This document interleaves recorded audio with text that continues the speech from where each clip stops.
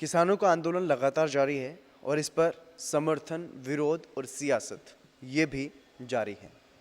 क्योंकि लगातार जिस तरीके से पिछले करीब 1 महीना हो चुका है, किसान दिल्ली में डटे हुए हैं। कड़कड़ाती ठंड में भी वहाँ पर किसान डटे हुए हैं। भले ही 30 से ज़्यादा किसानों की मौत इस किसान आंदोलन के चलते हो चुकी हो, लेकिन किसान वहाँ से टस से मस नहीं हो रहे हैं। और वहीं सरकार की तरफ से अगर बात की जाए तो सरकार की तरफ से तमाम ये कोशिशें की जा रही हैं कि इस किसान आंदोलन को ही कमज़ोर कर दिया जाए और किसानों को भी आपस में बांट दिया जाए।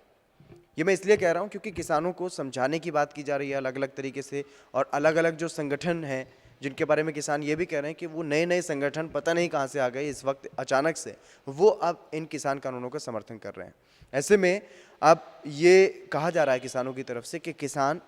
कि जो सरकार है वो किसानों को आपस में बांटने की कोशिश कर रही है, क्योंकि अलग अलग जगहों पर चाहे प्रधानमंत्री नरेंद्र मोदी की बात हो या फिर तमाम बड़े और छोटे नेता बीजेपी के, वो किसान चौपाल भी लगा रहे हैं, किसान कानूनों को समझाने की बात किसानों को कर रहे हैं। लेकिन जो किसान आंदोलन कर रहे हैं, जो डटे हुए हैं लगातार दिल्ली की सीमाओं पर अलग अलग जगह, और उनको समर्थन मिल रहा है देश भर से, अलग अलग जगहों से किसान भी दिल्ली में पहुंच रहे हैं, कलाकार भी पहुंच रहे हैं और वो किसान आंदोलन को समर्थन कर रहे हैं। उसमें ये बार बार ये आरोप लगाया जा रहा है कि कुछ विदेशी लोग हैं जो फंडिंग कर रहे हैं। कभी ये कह दिया जाता है कि कांग्रेस के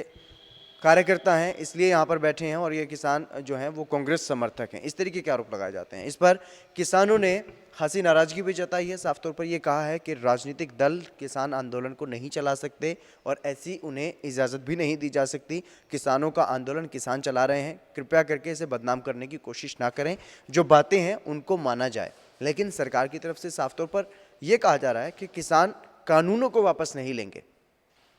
संशोधन के लिए तैयार है। संशोधन में भी अब किसान जो है वो ये कहते हुए नजर आ रहे हैं कि संशोधन में बात होती है कुछ और बाद में प्रस्ताव दे दिया जाता है कुछ और, यानी कि कहीं ना कहीं सरकार जो है वो अपनी मनमर्जी चलाना चाहती है, अपनी बात को थोपना चाहती है। थोड़ा बहुत इधर उधर करके फिर से वही प्रस्ताव जो है वापस दे दिए जाते हैं। ऐसे में ऐसे बात नहीं चलेगी। कोई ठोस प्रस्ताव जब तक सरकार की तरफ से नहीं दिया जाता तब तक अब बातचीत के लिए भी किसान जो है वो तैयार नहीं है, लेकिन बातचीत के लिए हमेशा तैयार हैं अगर सरकार कोई ठोस प्रस्ताव दे तो।